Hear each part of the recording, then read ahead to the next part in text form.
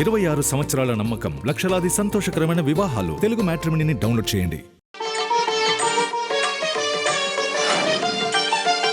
శ్రీరామ జయం. వ్రతాలలో కొన్ని వ్రతాలు ప్రత్యేకం. వట సావిత్రి వ్రతం మరింత ప్రత్యేకం. మర్రి చెట్టును పూజించడం ఈ వ్రతంలో ఒక విశేషం. సావిత్రి సత్యవంతుల వ్రతం, సావిత్రి సత్యవంతుల వృత్తాంతం, కథనం, తన భర్తను బ్రతికించుకోవడం కోసం సావిత్రి పడిన వేదన, ఆలోచన, చేసిన వ్రతం, నియమం అన్నీ కూడా ఈ రోజున మనం స్మరించుకోవాలి. మర్రి చెట్టు ఉన్నది ఒక గ్రామం వృద్ధి పొందుతుంది. మామిడి చెట్టు ఉన్నది ఒక వంశం వృద్ధి పొందుతుంది. వేప చెట్టు ఉన్నది అనారోగ్యములు దరి చేరవు.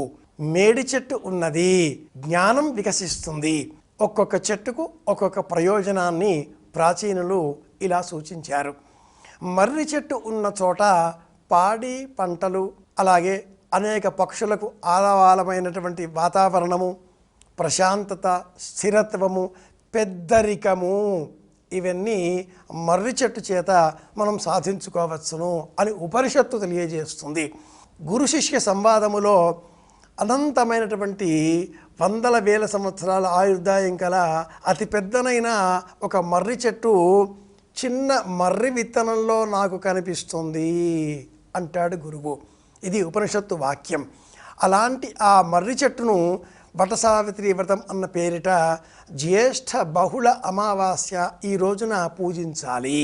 మర్రి చెట్టు వద్దకు వెళ్ళి ఎరుపు, తెలుపు, పసుపు ఈ 3 రంగులలో ఉండే దారాలను వరుసలుగా చేర్చుకొని కనీసంగా 5 సంఖ్యకు తగ్గకుండా ఆ చెట్టు చుట్టూరా తిప్పుతూ 5 వరుసలు అయిన అనంతరం ముడివేసి 5 ముత్తైదువులకు జాకెట్టు బట్టలు, తమలపాకులు, అరటిపండు, నానబోసిన శనగలు వాయనంగా ఇచ్చి బియ్యం పిండి, పసుపు, వెన్న లేదా నెయ్యి వీటితో చిన్న చిన్న ప్రమిదలు సిద్ధం చేసుకొని 5 ప్రమిదలలో దీపాలు వెలిగించి ఒక్క రాగి చెంబులో కాసింత నీరు, పాలు ఈ మిశ్రమం పోసుకొని 5 వరుసలు ఆ మర్రి చెట్టు చుట్టూరా కూడా తిరుగుతూ ఆ చెట్టు మొదటన ఈ రాగి చెంబులో ఉండే నీరు, పాలు ఈ మిశ్రమాన్ని సమర్పించి అనంతరం ఓం నమో భగవతే వాసుదేవాయ, ఓం నమో నారాయణాయ ఈ మంత్రాన్ని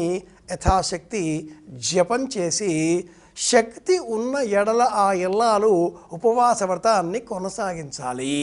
తన భర్త అల్పాయుర్దాయం కలవాడు అని తెలిసినప్పటికీ అశ్వపతి ఆ కర్మంలో వివాహమంతా కూడా జరిగిన తర్వాత సావిత్రి వివాహం చేసుకున్నది. భర్త అడవికి వెళ్ళాడు.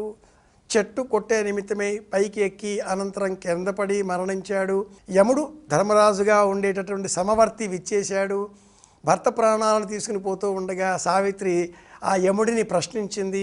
నా భర్త ప్రాణాలు నాకు తిరిగి ఇవ్వండి, అలా వీలు కాదు అన్నప్పుడు మా మామగారికి పోగొట్టుకున్న కన్నులు రావాలి, మా మామగారికి పోగొట్టుకున్న రాజ్యం కావాలి, మా మామగారికి మనుమలు కావాలి.